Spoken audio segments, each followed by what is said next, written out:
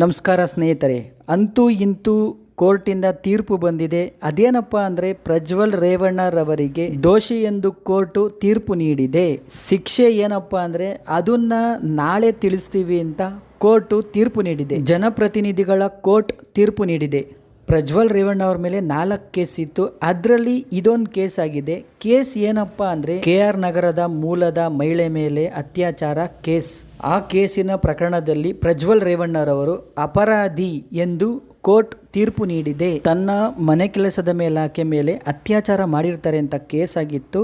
ಆ ಕೇಸಿನ ಮೇಲೆ ತೀರ್ಪು ಬಂದಿದೆ. ತೀರ್ಪು ಪ್ರಕಟವಾಗಿದೆ.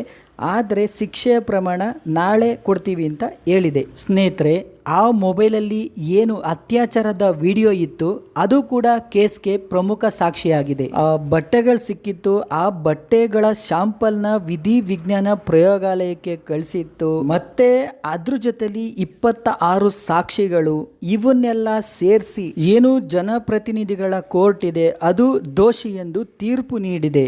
ಈ ತೀರ್ಪು ನ್ಯಾಯಾಧೀಶರು ಓದಬೇಕಾದ್ರೆ ನಮಗೆ ಬಂದಿರೋ ಮಾಹಿತಿ ಪ್ರಕಾರ ಪ್ರಜ್ವಲ್ ರೇವಣ್ಣರವರು ಏನಿದ್ದಾರೆ, ಕಣ್ಣಲ್ಲಿ ನೀರು ಹಾಕಿದ್ದಾರೆ, ಹತ್ಕೊಂಡು ನಿಂತಿದ್ದಾರೆ. ಸ್ನೇಹಿತರೆ, ಪ್ರಜ್ವಲ್ ರೇವಣ್ಣ ಅವ್ರ ಮೇಲೆ ಈ ಪ್ರಕರಣ ಕೂಡ ಸೇರಿಸಿ ಒಟ್ಟು 4 ಪ್ರಕರಣ. 4 ಪ್ರಕರಣಗಳಲ್ಲಿ ಒಂದು ಪ್ರಕರಣ ಅವರು ದೋಷಿ ಎಂದು ತೀರ್ಪು ಬಂದಿದೆ.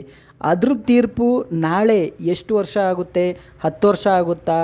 ಲೈಫ್ ಟೈಮ್ ಆಗುತ್ತಾ? ಬೇರೆ ಏನಿದೆ ಆ ತೀರ್ಪು ನಾಳೆ ನ್ಯಾಯಾಲಯ ಹೇಳುತ್ತೆ. ಅಲ್ಲಿವರೆಗೂ ಕಾಯಬೇಕಷ್ಟೇ. ಸ್ನೇಹಿತರೆ, ಪ್ರಜ್ವಲ್ ರೇವಣ್ಣ ಅವ್ರ ಮೇಲೆ ಇನ್ನೂ 3 ಪ್ರಕರಣ ಇದೆ. ಆ ಪ್ರಕರಣಗಳು ಕೂಡ ನ್ಯಾಯಾಲಯದಲ್ಲಿ ಇದೆ. ಇದ್ರ ಜೊತೆಯಲ್ಲಿ ಪ್ರಜ್ವಲ್ ರೇವಣ್ಣ ಅವರು ಕಳೆದ 14 ತಿಂಗಳಿನಿಂದ ಜೈಲಲ್ಲಿದ್ದಾರೆ. ಈ ಪ್ರಕರಣದ ಶಿಕ್ಷೆ ನಾಳೆ ಪ್ರಕಟವಾಗುತ್ತೆ.